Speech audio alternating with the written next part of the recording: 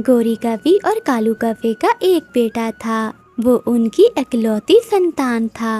वो दोनों अपने बेटे का बहुत ख्याल करते थे। अब उनका बेटा जवान हो गया था और वो अपने बेटे की शादी कर देते हैं। उनकी बहू बहुत अच्छी कवि थी। वो अपनी सास और ससुर की बहुत अच्छी सेवा करती थी। गोरी, ऊपर वाले का लाख लाख शुक्र है कि उसने हमें इतनी अच्छी बहू दे दी।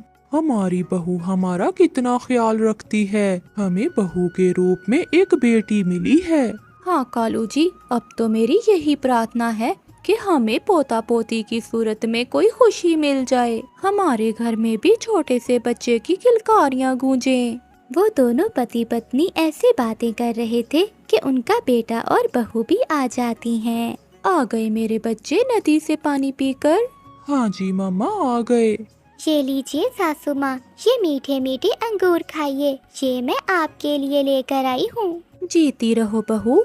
जग्गू, मैं तो कहती हूँ तुम मेरी बहू को कुछ दिनों शहर वाले जंगल में ले जाओ और मेरी बहू को घुमा फिरा आओ।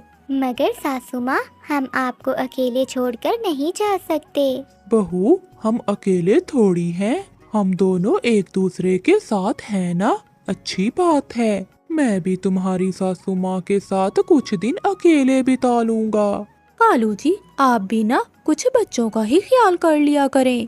पिंकी बेटी, तुम जाओ शहर वाले जंगल और वहाँ किसी अच्छे से डॉक्टर से अपना चेकअप भी करवा लेना। हम चाहते हैं कि हम अपने पोता पोती के साथ खेलें। फिर गोरी कौवी अपनी बहू और बेटे को शहर वाले जंगल सैर करने के लिए भेज देती है। फिर कुछ दिनों बाद शहर वाले जंगल में घूम फिर कर वो दोनों वापिस आ जाते हैं। एक दिन पिंकी कौवी काम कर रही थी कि उसे चक्कर आता है। गोरी कौवी भी पास में ही थी। क्या हुआ बहू? माँ जी, कुछ नहीं, बस चक्कर आ गया था। मुझे लगता है कि मैं दादी बनने वाली हूँ। इस दिन का तो मैं कितने दिनों से इंतजार कर रही थी। बस अब तुम काम नहीं करोगी। चलो मैं तुम्हें बुलबुल डॉक्टर के पास लेकर चलती हूँ। अभी वो दोनों ये बात ही कर रहे थे कि कालू कौवा और जग्गू कौवा भी आ जाता है। कहाँ जा रही हो तुम दोनों? कालू जी, मैं अपनी बहू को बुलबुल डॉक्टर के पास लेकर जा रही हूँ। मुझे लगता है कि ऊपर वाले ने हमारी सुन ली है। आप दादा और मैं दादी बनने वाली हूँ। सच गोरी, जाओ, जल्दी से जाओ। फिर गोरी कौवी अपनी बहू को साथ लेकर बुलबुल के पास चली जाती है। बुलबुल डॉक्टर, जल्दी से मेरी बहू का चेकअप करें। क्या मेरी बहू माँ बनने वाली है?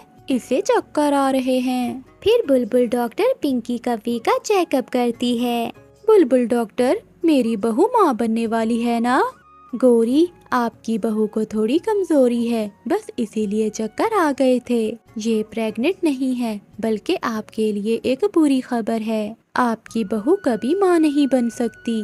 क्या? ये आप क्या कह रही हैं? फिर गोरी कौवी को चक्कर आता है और वो गिर जाती है। सासू माँ, क्या हुआ आपको?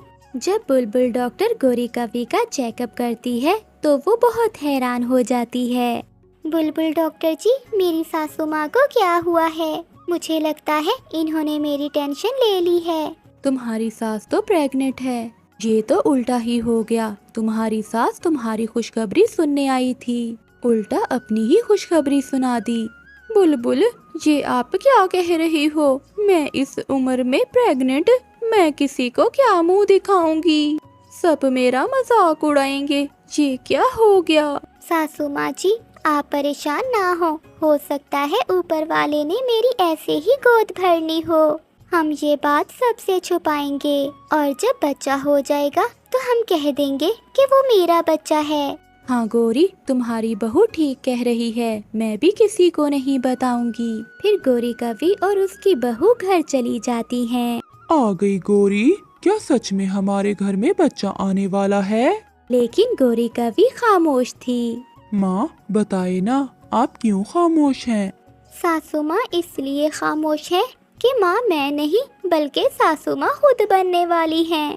जग्गू कौवा ये सुनते ही शर्म का मारा वहाँ से भाग जाता है। गोरी, क्या सच में ऐसा है? अगर ऐसा है तो हम दूसरे पक्षियों का सामना कैसे करेंगे? फिर पिंकी कौवी अपने ससुर को सारी बात समझाती है और कालू कौवा खामोश हो जाता है। फिर कुछ समय बाद उनके यहाँ एक प्यारा सा बच्चा आता है और गोरी कौवी सबको यही बताती है कि वो बच्चा उसके बेटे के यहाँ पैदा हुआ है और वो सब हंसी खुशी का जीवन बिताते हैं।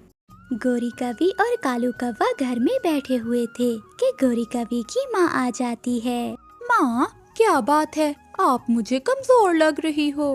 हाँ बेटी, मुझे बहुत कमजोरी हो गई है। डॉक्टर ने कहा है किसी छोटे पक्षी का शोरबा बनाकर पियो, फिर ही तुम्हारे शरीर में कुछ ताकत आएगी। सुना है कालू जी, माँ जी को डॉक्टर ने शोरबा पीने को कहा है। क्या कोई नजर में है छोटा पक्षी?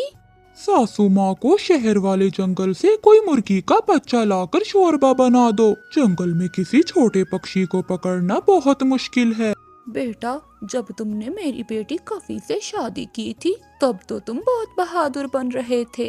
क्या तुम अपनी सास के लिए इतना छोटा सा काम भी नहीं कर सकते?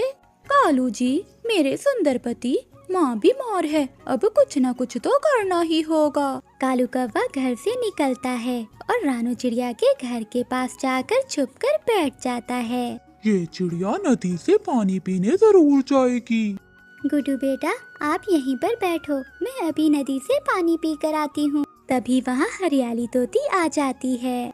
चिड़िया, मैं तुम्हारे बेटे के पास बैठती हूँ और तुम जाओ नदी से पानी पी आओ। हाँ हरियाली बहन, मेरे बेटे का ध्यान रखना। फिर रानू चिड़िया नदी से पानी पीने चली जाती है और हरियाली तोती गुड्डू के पास बैठ जाती है। इसे भी अभी आना था, सारा काम खराब कर दिया इस तोती की बच्ची ने।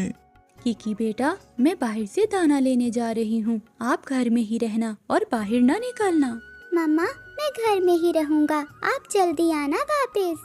फिर मामा कबूतरी वहाँ से निकलती है। कबूतरी को जाता हुआ देखकर कालू कौवा कबूतरी के घर चला जाता है। चलो छोटे बच्चे, मैं तुम्हें दूध की कुल्फी लेकर देता हूँ। वो कहाँ से मिलेगी अंकल? मेरे घर के पास है दुकान जहाँ से दूध की कुल्फी मिलती है। बहुत स्वादिष्ट होती है वो कुल्फी।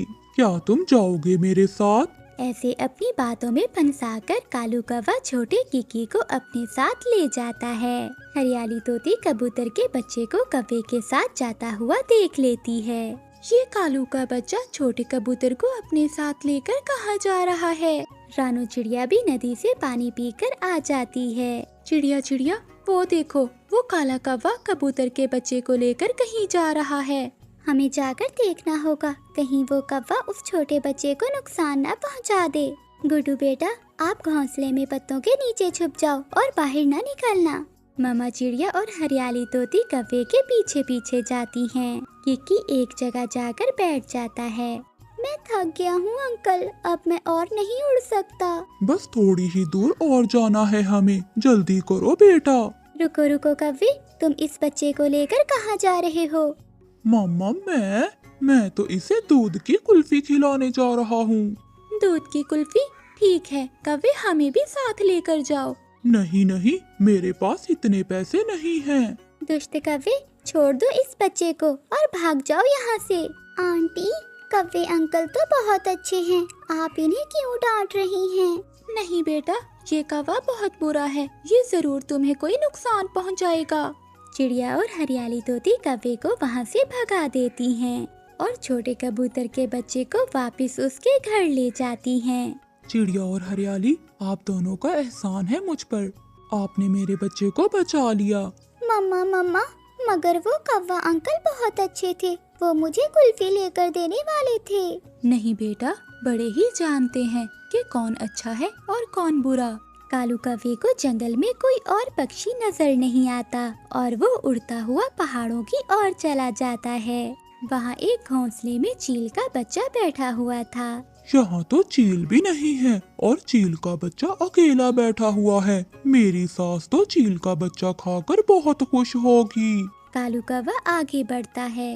वो बच्चा कालू कौवे को देखकर रोने लग जाता है।